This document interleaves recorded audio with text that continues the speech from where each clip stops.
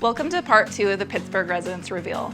In part 1, we shared the main living spaces of the home. Today we will be heading to the back of the home, which includes the primary suite and additional bathroom.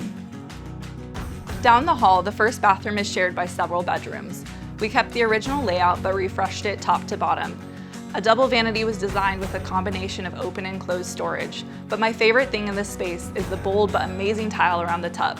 It has a mid-century picket shape but in a moody color. I love how it ties into the dark accents around the rest of the house. This was the first project I've had with the opportunity to design an incredible primary suite, including a large walk-in closet. The original space did not have adequate square footage for storage, so we took over an adjacent bedroom and reworked the entry. This allowed us to maintain the original spacious bedroom, but add additional much-needed features.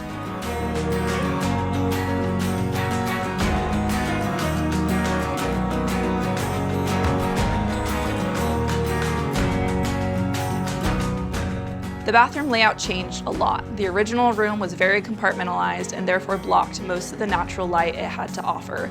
We removed all of the walls to create an open and airy space. This allowed us to include 2 separate vanities flanking the entry, built in a beautiful walnut finish with integrated handles. Your eyes are almost immediately drawn to the back of the space where you see a large walk-in wet room. It has double shower heads and a freestanding tub is tucked behind a half wall. Again, going bold paid off big time with the beautiful black textured tile, creating a high drama space while still feeling timeless and warm.